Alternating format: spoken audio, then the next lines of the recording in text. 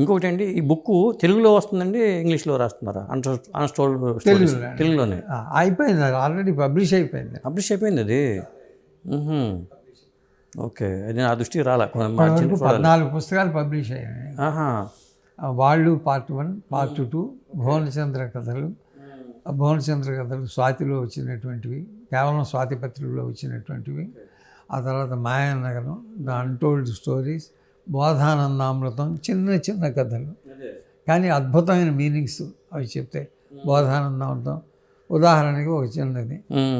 చాలామంది జీవితంలో మాకు సుఖమే లేదండి, పుట్టిన దగ్గర నుంచి మేము కష్టమే పడ్డాం అంటారు. దానికి మా స్వామీజీ ఒక చిన్న కథ చెప్పారు. అందరినీ పిలిచారు, ఎవరెవరికి సుఖం లేదో వాళ్ళందరూ రమ్మని వచ్చారు.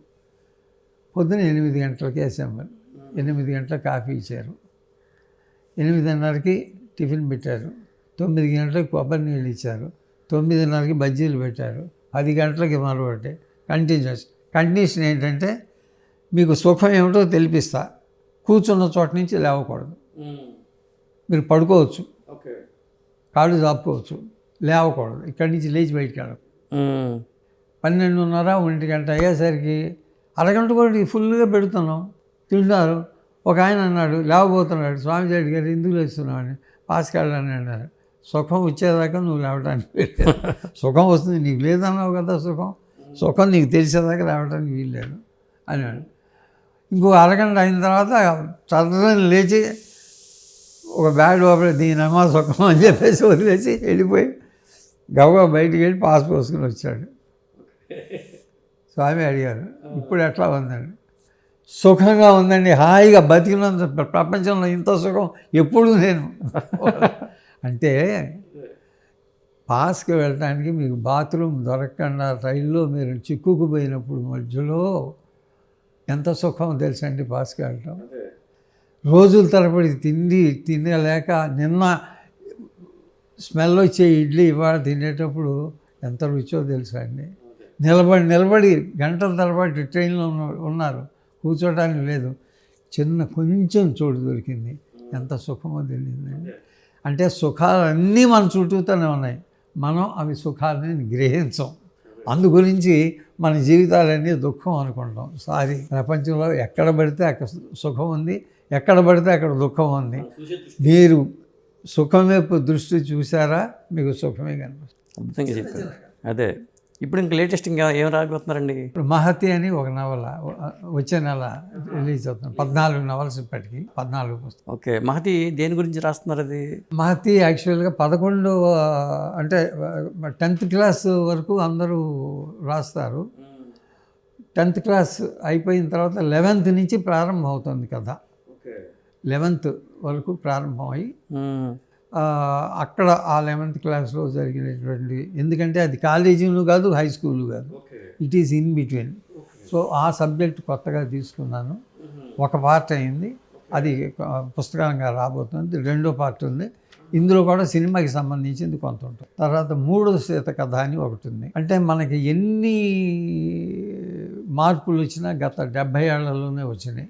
ఇది కట్టెపోయేల దగ్గర నుంచి ఇవాళ లేటెస్ట్ వరకు అన్ని గ్యాడ్జెట్స్ కూడా మనకి 70 సంవత్సరాలే. బట్టల్లో కానీ, అంటే ఆధునికంగా కానీ, నాగరికంగా కానీ మీరు చూసుకున్నట్లయితే ఆర్థికంగా, సాంఘికంగా అన్ని మార్పులు 70 ఏళ్లలోనే వచ్చినాయి. ఈ మార్పులన్నీ ఒక చిన్న పిల్ల, 6 ఏళ్ల సీత అనే పిల్ల దృష్టితో తీసుకుంటూ ఒక నవల రాయడం జరిగింది. ఇప్పటివరకు నేను రాసిన నవలల మీద రామలక్ష్మి గారని వారు, నా పాటల మీద వేరే గుమ్మడి రామలక్ష్మి గారని వారు నా పాటల మీద రీసెర్చ్ వారు చేశారు. 3వ సీత కథ మీద ఒకరు రీసెర్చ్ చేశారు. భువనచంద్ర కథలు అనే దాని మీద ఒక రీసెర్చ్ చేశారు. తర్వాత మనసు పొరలు అనే దాని మీద ఒక పిహెచ్డి చేశారు. ఇప్పటివరకు 4 పిహెచ్డీలు, ఒకటి వాళ్ళ మీద చేస్తున్నారు. అట్లాగా. కానీ మీ ఇంటికి వచ్చాక మీ లైబ్రరీ చూస్తే ఇంత కలెక్షన్స్ అసలు ఈ రోజుల్లో అసలు ఎవరింట్లోనూ కనిపించవండి ఇంత కలెక్షన్ పుస్తకం. ఎందుకంటే చదువు ఆ పుస్తకాలు లేకపోతే నేను ఉండలేనండి. నాకు టీవీ లేకపోయినా పర్వాలేదు, ఏది లేకపోయినా పర్వాలేదు, భోజనం లేట్ అయినా పర్వాలేదు, పుస్తకం లేకపోతే అయిపోయినట్టు. అద్భుతమండి అసలు. ఎందుకంటే పాత నాకు లేకపోతే నా వల్ల కాదు. అదే ఇంకోటి మీరు కొన్ని పుస్తకాలు చూస్తే ఇప్పుడు విశ్వనాథ సత్యనారాయణ గారివి కానీ, కొడవటి గంటి కుటుంబరావు గారివి కానీ సంవత్సరానికి 2 సార్లు 3 సార్లు కూడా చదువుతాం. ఎందుకు? ఎన్నిసార్లు చదివినా ఇంకా నేర్చుకోవాల్సింది.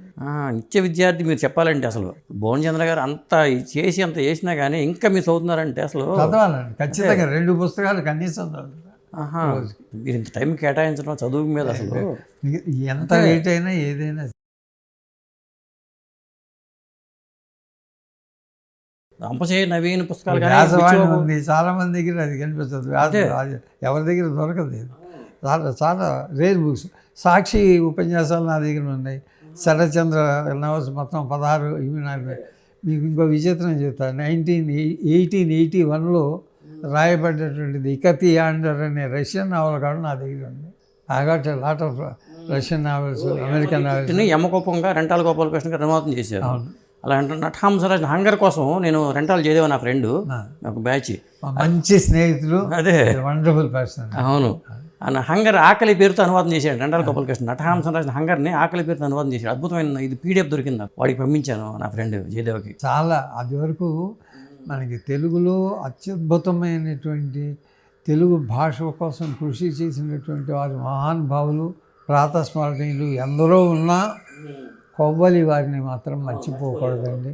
1002 నవలలు చేసి తెలుగు భాష ఇంటింటికి ఆడవాళ్ళందరూ చదివేటట్టుగా చేసి తెలుగు రీడర్స్ని పెంచిన ఘనత ఎవరిది అంటే కోవలి వారిదే. కరెక్టే. తర్వాత మనకి మహానుభావులు. నేను నిజంగా చెప్తున్నానండి, భారతదేశం మొత్తంలో ఎంతమంది అయితే రచయితలు ఉంటారో ఒక్క తెలుగులో అంతమంది రచయితలు ఉన్నారు. అంత గొప్ప రచయితలు ఉన్నారు. ఇప్పుడు భువనచంద్ర అంటే పాటలు అనుకుంటారు. భువనచంద్ర గారిని పాటలు కాకుండా చూస్తే వేరే కోణం చాలా ఉందండి. మళ్ళీ ఇంకొక ఇంటర్వ్యూలో కానీ మీలోని ఇంకో కోణాన్ని నేను ఆవిష్కరించలేకపోతున్నాను.